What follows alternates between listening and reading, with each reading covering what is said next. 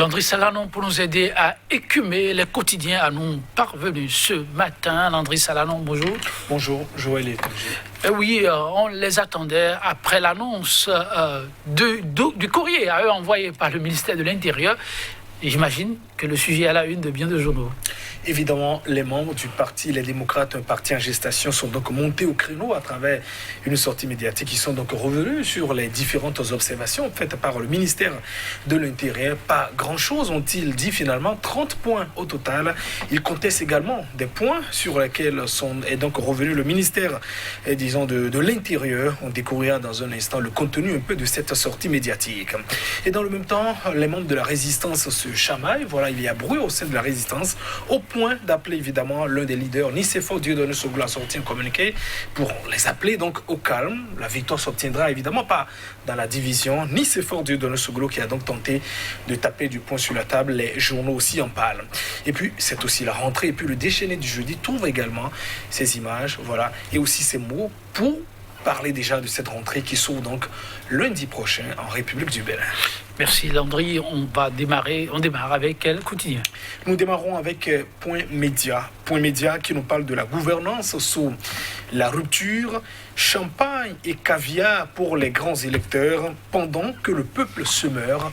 Voilà ce que nous dit donc le journal qui nous propose 3 images. Celle du président de l'Assemblée nationale, Louis Vlavonou, celle également, disons, du président de l'Union progressiste, Bruno Amoussou, et aussi celle de Abdoulaye Biotchane, qui est donc le premier secrétaire du parti Bloc républicain.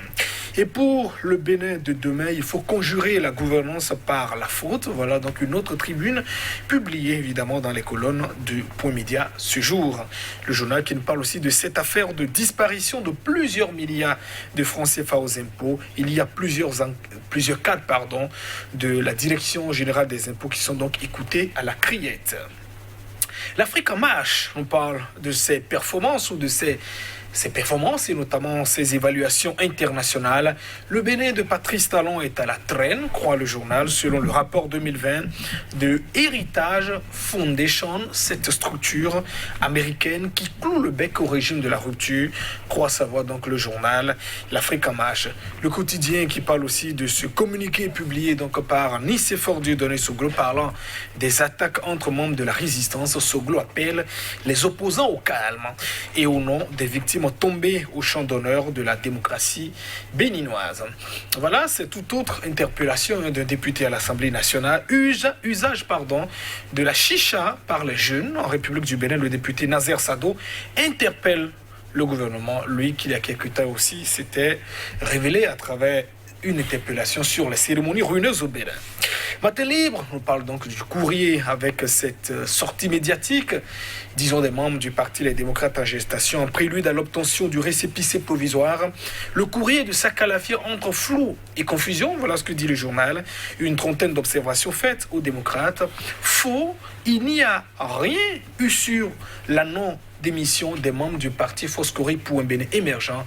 Le quotidien, évidemment, où j'allais dire des précisions apportées par les membres hier.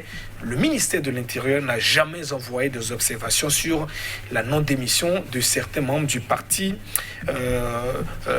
des anciens membres des partis Foscori pour un Bénin émergent. Le journal Matin Libre qui parle aussi de cette polémique entre responsables de la résistance Soglo. La lutte ne payera que dans l'union, dit donc l'ancien président de la République. Et parlant de l'actualisation du fichier électoral, le journal nous publie donc le calendrier de l'installation des membres des CCA. L'éco-info, guéguerre entre les leaders de l'opposition. Pourtant, la défaite en 2021 du président Patrice Talon vaut 1000 sacrifices. Voilà ce que dit le journal. L'opposition doit donc comprendre que la dispersion des efforts se répandre en invective fait donc le jeu du pouvoir et est donc contre-productive. Et l'Audace Info qui nous envoie qui nous révèle cette information. Le retour triomphal de Sébastien Germain à Javon se précise. Voilà l'homme d'affaires qui est donc actuellement exilé. On le rappelle donc en France, aussi poursuivi dans son pays, condamné dans son pays. Et lui, depuis sa prison, depuis sa cellule, l'autre Renaud invite l'opposition à l'union. Voilà ce que nous dit par ailleurs le journal L'Audace Info. Et puis le quotidien L'Économiste, le quotidien spécialisé qui parle de ces rémunérations des employés au Bénin. Il y a 4 salariés sur 10 qui sont donc en dessous du SMIC, le salaire minimum interprofessionnel généralisé, voilà. Dans le privé, la précision du journal. Et puis, petit commerce au Bénin, il y a de nouveaux choix d'investissement sans capital. Et c'est jeudi avec le déchaîné du jeudi qui nous parle de la rentrée. Voilà des classes. La rentrée des masques, voilà ce que nous dit le journal en sa manchette avec, j'allais dire l'hebdomadaire satirique et ces images. Voilà, une mère de famille qui évidemment achète donc les fournitures scolaires à ses enfants et aux enfants donc de s'exclamer. Voilà, gel et masques, c'est ça, nos fournitures scolaires et les cahiers, s'interrogent donc les enfants et à leur mère de répondre, ne vous inquiétez pas, avec le corona, vous aurez donc plus besoin de masques à l'école cette année que de cahiers. Un peu pour décrire sans doute ce que vivront les différents élèves. Voilà, l'hebdomadaire qui parle aussi de réel, voilà, la rentrée qui est déjà là, selon ses mots et ses propos. Merci à vous, Landry Salanon. Nous allons démarrer, et pourquoi pas avec l'Écho Info qui nous parle de guéguerre entre leaders de l'opposition. Oui, guéguerre entre les leaders de l'opposition, nous dit donc le journal L'Écho Info. Pourtant, la défaite en 2021 du président Patrice Talon vaut 1000 sacrifices, précise donc le journal. Juste un peu le rappel des faits. Il y a une semaine, Candide Azanaï, qui est président du parti Restaurer l'Espoir, membre aussi de la Résistance, a effectué donc une sortie médiatique. On le sait très bien au cours de ces différentes sorties. Il est revenu un peu sur le combat qui doit donc être mené. Il n'a pas manqué aussi de se prononcer sur le parti Les Démocrates donc en gestation, avec quelques pics envoyés à la fois à certains de ses collègues et aussi notamment à certains membres du parti Foscori.Bénin émergent, indexant notamment Paul Rompé et puis Théophile Yaro. Évidemment, quelques jours après, Léon Basila aussi, qui l'avait donc interpellé, est revenu aussi à travers une réaction, a donc répondu à Candide Zanzané. Entre-temps aussi, d'autres internautes s'étaient donc prononcés pour, évidemment, j'allais dire, se prononcer sur la position réelle ou donner leur avis sur la position réelle de Candide Zanzané dans la mouvance ou pas. Voilà, Nicéphore Dieudonné Soglo, vous le savez, est donc intervenu pour appeler évidemment tous les membres de la résistance, lui qui est donc un leader de la résistance, à se calmer.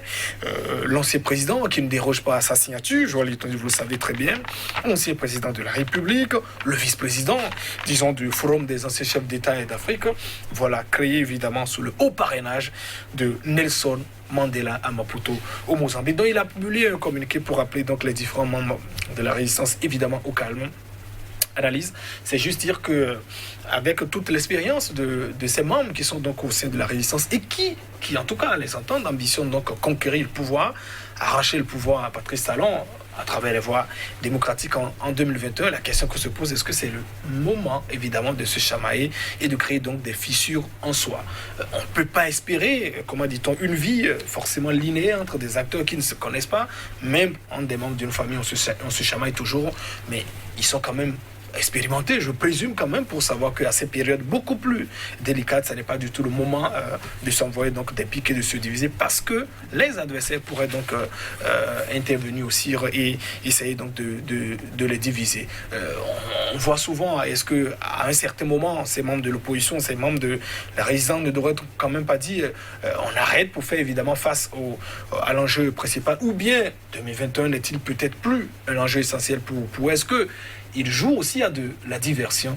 On dit souvent, même s'il ne faut forcément pas avoir 60 ans pour être beaucoup plus sage, il est quand même souvent un peu difficile de donner des conseils à des personnes âgées. André Salanon, nous parlerons politique encore avec Matin Libre, qui revient sur le courrier attendu, très attendu, adressé finalement aux membres du parti Les Démocrates. Et au journal de nous dit que le courrier du ministre de l'Intérieur, Saka Lafia, est donc entre le flou et de la confusion. Le quotidien qui fait évidemment allusion à cette sortie médiatique effectuée par les membres du parti Les Démocrates, parti en gestation, devant disons, les journalistes. Il y avait Léon Basila aussi, deuxième vice-président, le premier vice-président aussi, qui est donc Nourinou Achadé, qui était donc au siège du parti avec des précisions. Une précision liminaire tout de même, contrairement, je l'ai dit, à ce qui avait été donc révélé sur les réseaux sociaux et dans certains médias. Le ministère de l'Intérieur, en tout cas, on croit ses responsables, n'a jamais envoyé des observations relatives donc à la non-démission des anciens membres du parti FCBE qui sont maintenant membres fondateurs du parti Les Démocrates en gestation. Donc jamais d'observation sur ce terrain. Il révèle, notamment, on croit, les conférenciers, les orateurs, qu'il y a aussi des erreurs produites évidemment par le ministre de l'Intérieur qui aurait classé une commune de Gogounou, situé évidemment dans la Liborie, dans l'Atakura. Ça peut peut-être arriver, dit-on. Il compte évidemment interroger aussi le ministre de l'Intérieur et s'interroge, est-ce à nous, par exemple, la faute nous revient-elle quand vous avez, par exemple, des autorités administratives, peut-être non habilitées, des chefs d'arrondissement, qui signent, par exemple, des actes, des attestations de résidence.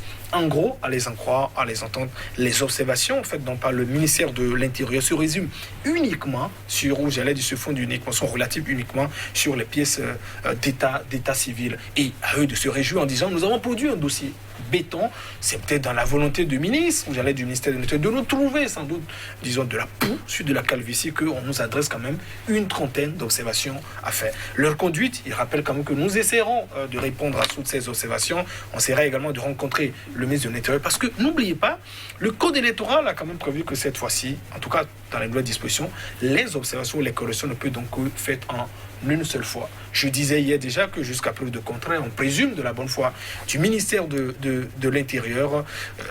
La bataille pour moi peut se faire sur un autre terrain. S'ils réussissent quand même à satisfaire aux observations, remettez-leur récépissé. C'est un droit, ça n'est pas une faveur.